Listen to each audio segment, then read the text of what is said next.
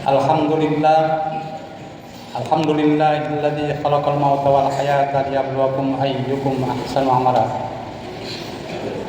Wa huwal azizul ghafur. Asyhadu an la ilaha illallah wahdahu la syarika lah. Wa asyhadu anna Muhammadan abduhu wa rasuluh. Qala Allah ta'ala fi kitabihil karim.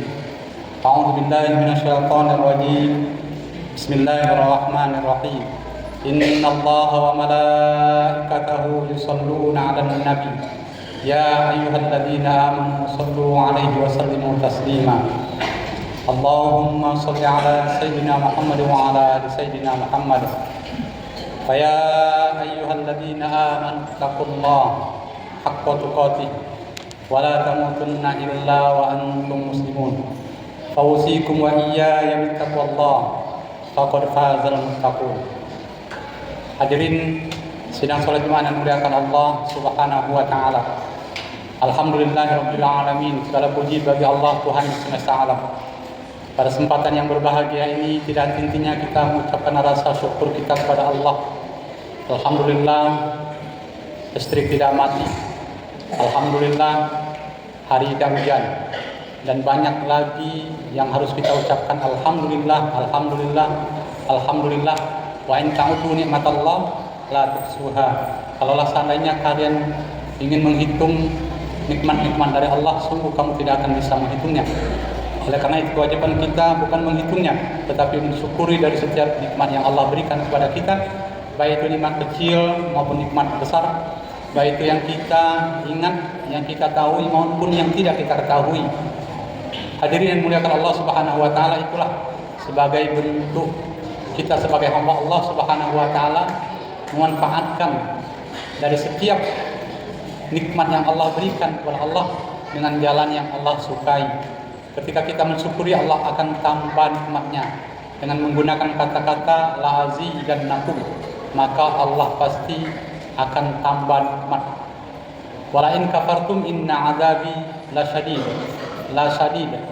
Allah akan berikan azab yang sadid, yang besar, yang menyedihkan kalau tidak bersyukur atau kufur atas nikmat Allah Subhanahu wa taala. Sebagai khatib tidak intinya mengingatkan kepada kita semua untuk kita meningkatkan keimanan dan ketakwaan kepada Allah Subhanahu wa taala. Iman dari lubuk hati kita yang paling dalam meyakini adanya Allah dengan rukun-rukun imannya yang 6. Percaya kepada Allah, percaya kepada malaikat, percaya kepada kitab, rasul, hari kiamat, qada baik dan qada buruk. Artinya semuanya harus kita yakin bahwa itu benar-benar Allah jelaskan di dalam Al-Quran, yang salah satunya iman kita kepada Alkitab Al-Quran. Dan kita tidak tahu Allah, kita tidak tahu yang gaib, apa saja itu neraka dan surga, kita tidak tahu itu apa malaikat, dan kita tidak tahu semua yang gaib. Kita tahu lantaran kita meyakini, dan sebagai petunjuk kita adalah Al-Quran. Kalau Al-Quran tidak memberitahu, maka kita tidak tahu ada kehidupan. Ada kehidupan setelah kematian, ada alam kubur, ada hari pembalasan, kenapa kita meninggal dunia, setelah itu apa yang kita lakukan. Setelah hidup ini kita akan dipanggil oleh Allah Subhanahu wa taala dan kembali kepada Allah, maka kita ucapkan alladzina idza asabatuhum musibah qalu inna lillahi wa inna ilaihi rajiun. Apabila ditimpa musibah, maka ucapkan kalimat inna lillahi wa inna ilaihi rajiun. Sesungguhnya kita berasal dari Allah dan sungguh kita akan kembali kepada Allah Subhanahu wa taala. Ketika ajal tiba, hadirin yang dimuliakan Allah, fa idza jaa ajaluhum la yastakhiruna sa'atan wa la yastaqdimun. Apabila ajal telah tiba, saatnya berakhir hidup kita, maka tidak bisa dimajukan dan tidak juga bisa dimundurkan. Hadirin yang dimuliakan Allah, dalam kenyataan sehari-hari kita sering menyaksikan ada orang yang sudah tua, umurnya 70 tahun, sudah renta, dalam kehidupan sudah berapa kali menerima ujian yang berat. Kadangan kepleset dari motornya, nyampak, ditabrak mobil, kemudian pernah juga jatuh dari pelafon, disetrum listrik dan sebagainya. Tapi belum juga dipanggil oleh Allah untuk meninggal dunia, masih saja sehat dan hidup kembali, masih saja sehat dan tetap bisa beraktivitas sampai umur 70, 80, 90 tahun belum juga meninggal. Tapi ada anaknya, cucunya baru 2 hari 2 hari hidup dilahirkan oleh orang tuanya, karena tidak bisa menangis tak kala dilahirkan, anaknya tidak bisa menangis tak kala dilahirkan, kemudian ditekanlah dadanya, kemudian dibantu, tetapi tidak bisa juga menangis, akhirnya dicabut oleh Allah Subhanahu wa taala nyawanya dalam umur 2 hari hadirin. Kita saksikan demikian. Kenapa harus kita ingat hadirin kematian ini? Karena kata Rasulullah sallallahu alaihi wasallam, orang yang cerdas itu orang yang mengingat akan kematiannya. Apa yang harus kita bawa bekal untuk hari kematian kita? Layakkah kita dipanggil oleh Allah dengan panggilan kasih sayang, dengan panggilan cinta, dengan pandangan yang menyejukkan, dengan senyuman yang paling indah, atau kita bangga dengan amalan-amalan kita dan dipanggil oleh Allah dengan ucapan yang paling menyejukkan, faya ayyatuhan nafsul mutmainnah yarji'i ila rabbiki radiyatan mardiyah fadkhuli fi ibadi fadkhuli jannati. Hadirin yang dimuliakan Allah, apakah kita memohon kepada Allah, kita termasuk orang yang dipanggil oleh Allah dengan husnul khatimah? Ya Allah, ikhtam lana bi husnul khatimah, tutuplah akhir hayat kami dengan husnul khatimah. Saat itu hadirin, ketika Allah panggil, ya ayyatuhan nafsul mutmainnah, wahai jiwa yang tenang, apakah kita termasuk orang bagian daripada jiwa yang tenang? Nafsul mutmainnah, yarji'i ila rabbiki radiyatan mardiyah, masuklah kamu, pulanglah kamu, kembalilah kamu kepada Allah Subhanahu wa taala dengan penuh keridhaan. Fadkhuli fi ibadi, masuklah kalian ke dalam golongan hamba-hambaku. Wadkhuli jannati, dan masuklah kalian masuk dalam surgaku, kata Allah. Pantaskah kita hadirin kalau seandainya malam ini kita dipanggil oleh Allah Subhanahu wa taala dengan amal yang telah kita perbuat selama hidup kita?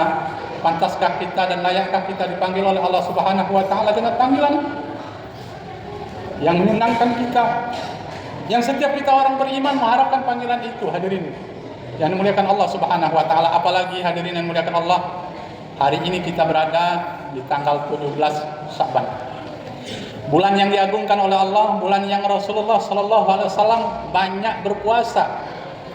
Selain di bulan suci Ramadan, beliau full puasa sebulan penuh. Yang paling banyak bulan beliau berpuasa yaitu di bulan Sya'ban, hampir saja 1 bulan beliau berpuasa. Kenapa hadirin yang dimuliakan Allah? Pada bulan Sya'ban, bulan yang dimuliakan oleh Allah, dicatat amal kebaikan kita, diangkat amal kebaikan kita. Hari yang bulan itu amal kebaikan kita diangkat oleh Allah. Maka ketika Rasulullah sallallahu alaihi wasallam ditanya oleh Aisyah, kenapa engkau wahai Rasulullah banyak sekali berpuasa? Maka kata Rasulullah, tidakkah kita senang ketika amal ibadah kita saat ini diangkat, kita dalam keadaan berpuasa? Kita dalam keadaan berpuasa. Maka hadirin yang dimuliakan Allah Subhanahu wa taala, malam nisfu Sya'ban sudah berlalu, tapi masih kita ada kesempatan untuk banyak berpuasa, menyongsong bulan Ramadan. Tahun kemarin hadirin kita berdoa kepada Allah Subhanahu wa taala, ya Allah, bulan Ramadan sudah berlalu. Ya Allah, panjangkan umur kami untuk sampai pada bulan Ramadan yang akan datang. Kemudian di bulan Rajab kita pun berdoa, ya Allah, Allahumma barik lana fi Rajab wa Sya'ban faballighna Ramadan. Ya Allah, di bulan Rajab ini kami mohon keberkahan-Mu ya Allah, dan di bulan Sya'ban kami mohon keberkahan-Mu ya Allah. Sampaikanlah kami pada bulan Ramadan yang Kau muliakan ya Allah. Yang terbayang hadirin yang muliakan Allah Subhanahu wa taala, di bulan suci Ramadan amalan ibadah dilipat gandakan oleh Allah. Amalan sunat bagaikan amalan wajib, dan amalan wajib bagaikan dilipat gandakan oleh Allah 10 kali lipat dibandingkan dengan amal-amal di bulan suci Ramadan, di luar bulan suci Ramadan. Hadirin yang muliakan Allah, hari ini kita kembali diingatkan oleh khatib untuk terus meningkatkan keimanan dan ketakwaan kepada Allah. Wala tamutunna illa wa antum muslimun. Janganlah kamu mati kecuali mati dalam keadaan Islam. Kenapa ayat ini terus dibaca oleh para khatib? Kenapa hadirin yang dimuliakan Allah? Karena iman kita kadang-kadang surut, kadang-kadang naik, kadang-kadang hilang hadirin. Ketika kita berbuat maksiat, maka iman kita sedang hilang. Atau kita tergoda dengan godaan dunia, dengan harta, dengan kegantengan, dengan kecantikan wanita, dengan pernikahan sehingga meninggalkan agama Islam. Jumat kemarin kami baru mensyahadatkan seorang wanita yang dulunya Islam.